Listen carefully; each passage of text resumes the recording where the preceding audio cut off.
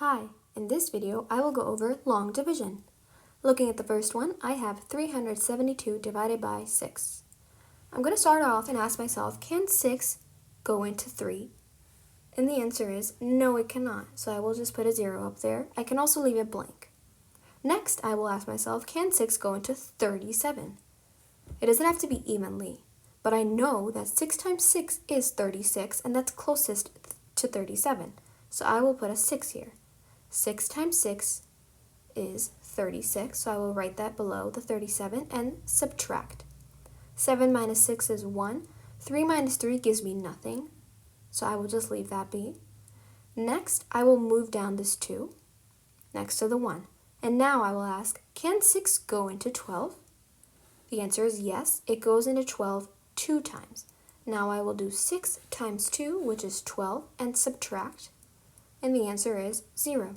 My answer is the number that's up here, which is 62, and my remainder is 0, so I can just write R0, as in remainder 0. Next, I have 5 going into 785. I will ask myself, can 5 go into 7? Yes, it can, 1 time. 5 times 1 is 5. I can subtract. 7 minus 5 is 2.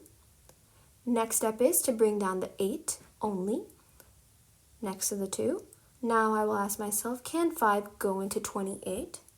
5 times 5 is 25. That's the closest to 28, so I will write 5 up here, and I will do 5 times 5, which is 25, and subtract that. 8 minus 5 is 3. 2 minus 2 is 0, so I will leave that be. And lastly, we have this 5 up here, so I will go ahead and bring that down. Now I'm left with 35. Can 5 go into 35? Yes, it can. 7 times. 5 times 7 is 35, so I will go ahead and subtract that. And the answer is 0. Now, the answer to my division problem is 157. My remainder is now 0. And this is long division.